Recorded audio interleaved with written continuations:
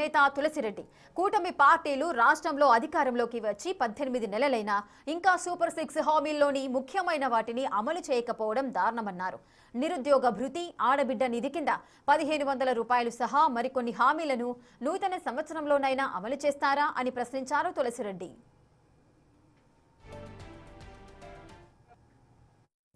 ఇంతవరకు సూపర్ 6 హామీలలో ప్రధానమైన హామీలు ఇంతవరకు అమలుకు నోచుకోలేదు.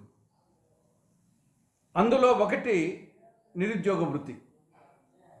కూటమి అధికారంలోకి వస్తే ప్రతి నిరుద్యోగికి నెలకు 3000 రూపాయల చొప్పున నిరుద్యోగ భృతి ఇస్తామని చెప్పడం జరిగింది. అధికారంలోకి వచ్చి 18 నెలలైంది.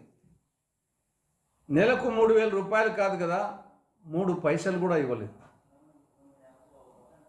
ఈ 18 నెలల్లో ఒక్కొక్క నిరుద్యోగికి 54,000 రూపాయలు ఎగ్గొట్టింది కూటమి ప్రభుత్వం. ఆ విధంగా యువతను నమ్మించి మోసగించింది. రెండవ ప్రధానమైన హామీ ఆడబిడ్డ నిధి.